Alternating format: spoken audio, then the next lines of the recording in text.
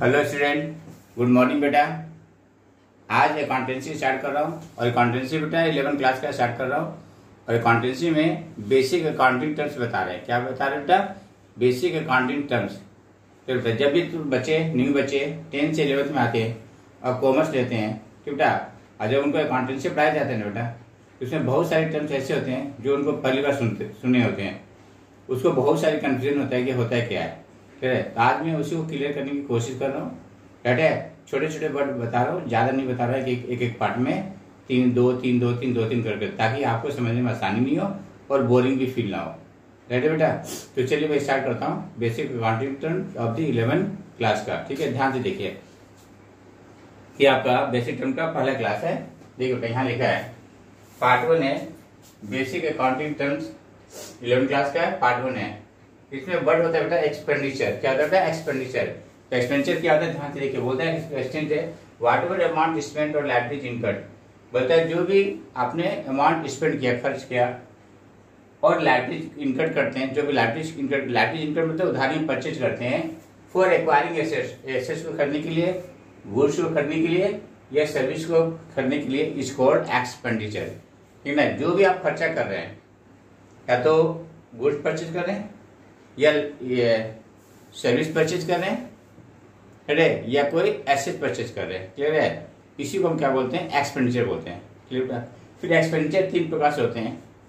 कहते हैं एक को बोलते हैं रेवेन्यू एक्सपेंडिचर, दूसरे बोलते हैं कैपिटल एक्सपेंडिचर और तीसरे बोलते हैं डेफर्ड रेवेन्यू एक्सपेंडिचर। अभी होता है क्या वो समझिएगा। रेवेन्यू एक्सपेंडिचर पहले समझिएगा, फिर मैं डेफिनेशन बता देता है। रेवेन्यू एक्सपेंडिचर वो होता है बेटा जिसको यूज करने के बाद उसका बेनिफिट उतना तक ही मिलता है जितना आपने पेमेंट किया, और नॉर्मली 1 साल के अंदर खत्म हो जाता है। या सिंगल से वर्ड में बोल सकते हैं समझने के लिए कि जितना तक आपने पेमेंट किया ना उतना ही बेनिफिट मिलेगा, उससे ज्यादा बेनिफिट नहीं मिलेगा। सपोज कि आपने मोबाइल रिचार्ज किया 100 रुपीज का। कितना बेटा? 100 रुपीज का। क्लियर है? तो 100 तक आपने टॉक टाइम बात कर ली 100 रुपीज। तो उसके बाद क्या हुआ? उसके बाद वो फिर से चाहिए चलना बंद हो जाएगा, आप कॉल नहीं कर सकते हैं। क्लियर है? जब तक दोबारा रिचार्ज नहीं करते हैं। दूसरा एग्जांपल लेता हूँ पेट्रोल। आपने पेट्रोल 100 रुपीज का भरवा लिया। ठीक है, 100 रुपीज में जितना किलोमीटर जाता है, मान लिया बाइक है 100 रुपीज में सपोज कि आपका 45 किलोमीटर चलता है, मान के चलिए 45 किलोमीटर आपने चल लिया। उसके बाद क्या हुआ? नहीं चलेगा, फिर दोबारा पेट्रोल डालिएगा तो चलेगा। तीसरा एग्जाम्पल ले लीजिए आपका इलेक्ट्रिसिटी बिल सपोज 2 महीने से आपने पेमेंट नहीं किया, तीसरे महीने यदि पेमेंट नहीं करते तो क्या हुआ? काट करके चला जाएगा। क्लियर बेटा? ये सारे का सारा एग्जाम्पल है किसके? रेवेन्यू एक्सपेंडिचर का। ठीक है, अब इसका डेफिनेशन समझिए होता है क्या। तो एक्सपेंडिचर 3 प्रकार से हो गया बेटा, रेवेन्यू एक्सपेंडिचर, कैपिटल एक्सपेंडिचर और डेफर्ड रेवेन्यू एक्सपेंडिचर। अभी मैंने यहाँ पे 2 डिस्कशन किया है, रेवेन्यू और capital. Deferred expenditure next part में करेंगे। अब देखिए रेवेन्यू एक्सपेंडिचर होता है क्या। Revenue expenditure is an expenditure incurred, the benefit of which is consumed or exhausted within an accounting year। देखो बेटा क्या बोला है, एक अकाउंटिंग ईयर में इसको क्या कर रहे हो? खत्म कर रहे हो। एक अकाउंटिंग ईयर के अंदर आपका क्या हो रहा है? ये खत्म हो रहा है।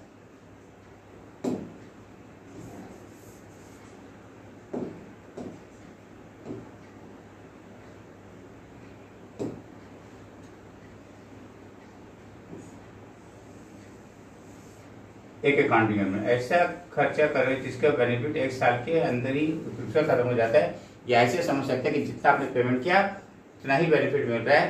तो ऐसे एक्सपेंडिचर को हम क्या बोलते हैं? रेवेन्यू एक्सपेंडिचर बोलते हैं।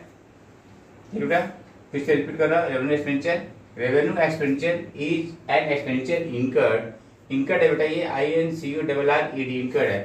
उसके बाद ये कोमा है, the benefit of which is consume or exhausted within an accounting year. Accounting and normally बेटा इंडिया में 1 अप्रैल को स्टार्ट करते हैं, 1 अप्रैल से, और नेक्स्ट ईयर के 31 मार्च को क्या हो जाता है? एंड हो जाता है नॉर्मली। एग्जाम्पल में salary, rent, wages, petrol, mobile recharge etcetera etcetera. तो सैलरी भी आपने 1 महीने का पेमेंट कर दिया और दूसरे महीने के यदि आप पेमेंट नहीं करते हैं, अब बोलते हैं मैं पेमेंट नहीं कर पाऊंगा, तो क्या वो स्टाफ काम करेगा? नहीं करेगा, चला जाएगा। ठीक है बेटा, तो ये एग्जाम्पल हो गया, डेफिनेशन हो गया किसका? रेवेन्यू एक्सपेंडिचर का। ठीक है,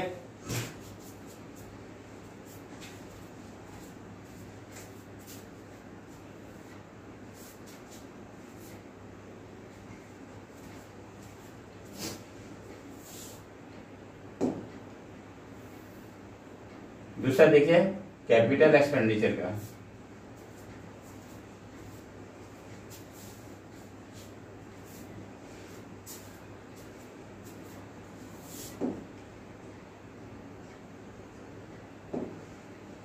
कैपिटल एक्सपेंडिचर इज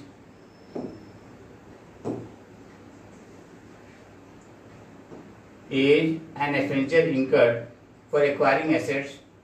ये एसेट्स बेटा ASSETS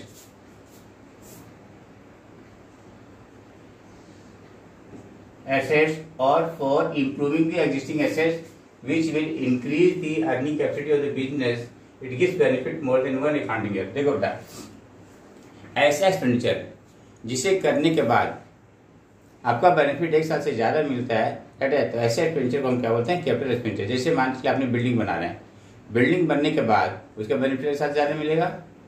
फिर आपने कार खरीदा है, तो कार खरीदने के बाद जब आप उसको यूज कीजिएगा तो एक साल के बाद बेनिफिट मिलेगा। बेटा आपके पास पहले से कोई एग्जिस्टिंग एसेट्स है, जैसे मान लीजिए पास ये एक फ्लैट है, उसमें 2 रूम है और एक किचन है, क्लियर समझने की कोशिश कीजिएगा। और आप चाहते हैं यार ठीक ना इसको क्लास में कन्वर्ट कर दे, लेकिन मुझे 3 क्लास चाहिए, और है तो आपके पास 2 ही क्लास, 2 रूम है तो 2 क्लास हो गया। किचन में थोड़ा पढ़ा सकते हैं, इतना छोटा तो होता है, क्लियर है। तो आपने क्या किया, किचन को तोड़वा दिया, जो भी सर्वर तोड़वा दिया, उसको एक छोटा सा क्या किया, क्लासरूम बना दिया। तो जब आप उसको यूज कीजिएगा एज ए क्लास, तो अर्निंग कैपेसिटी बढ़ेगा नहीं बढ़ेगा? बढ़ेगा। तो ऐसे सिचुएशन को भी इस पे जो खर्चा किया वो भी कैपिटल एक्सपेंडिचर का ही पार्ट माना जाएगा, ठीक है। तो ऐसा खर्चा करने के बाद यदि बेनिफिट आपको एक साल से ज्यादा मिलता है, तो ऐसे एक्सपेंडिचर को भी हम क्या बोलते हैं बेटा? ऐसे एक्सपेंडिचर को ही क्या बोलते हैं? कैपिटल एक्सपेंडिचर बोलते हैं, ठीक है बेटा, समझ में आया? अब फिर से रिपीट कर देता हूँ, देखिए capital expenditure is an expenditure incurred मतलब होना, फॉर एक्वायरिंग एसेट्स को खरीदने के लिए, और for improving the existing assets, पहले से कोई एसेट्स है, ठीक है बेटा, उसको क्या करें? इंप्रूव कर रहे हैं, which will increase the earning capacity of the business, जिससे कि आपकी बिजनेस में कमाने की कैपेसिटी बढ़ रहा है, ठीक है। It gives benefit more than one accounting year. Normally ये एक साल से ज्यादा बेनिफिट देता है। आपने बिल्डिंग बना लिया, ठीक है ना, या एग्जिस्टिंग किचन को ताकि आपने क्लास में कन्वर्ट कर दिया, रिमॉडलिंग कर करके, कुछ रिपेयरिंग कर करके, कुछ सेल्फ को तोड़ करके, ठीक है ना, क्लास में कन्वर्ट कर दिया। तो क्लास बनने के बाद उसका बेनिफिट एक साल से ज्यादा मिलेगा ना बेटा, ठीक है। तो जब एक साल से ज्यादा बेनिफिट मिलेगा, तो ऐसे एक्सपेंडिचर को हम क्या बोलते हैं? कैपिटल एक्सपेंडिचर बोलते हैं। इसका एग्जाम्पल देखिए, लैंड हो गया, बिल्डिंग हो गया, प्लांट हो गया, मशीनरी हो गया, फर्नीचर हो गया, एसेट्रा एसेट्रा बेटा, ठीक है बेटा, क्लियर बेटा। तो ये आपको अपने 2 डेफिनेशन अभी मैंने बताया। नेक्स्ट पार्ट में आपको डेफर डेफिनेट एक्सपेंडिचर बताएंगे और कुछ बताएंगे, ठीक बेटा। तब इसको अच्छा से नोट कीजिए बेटा। और देखिए मैं जब से मैंने स्टार्ट कर दिया, ठीक है, हर चैप्टर से स्टार्ट कर रहा हूँ, हर चैप्टर का हर टॉपिक से को डिटेल बता रहा हूँ बेटा, ठीक है।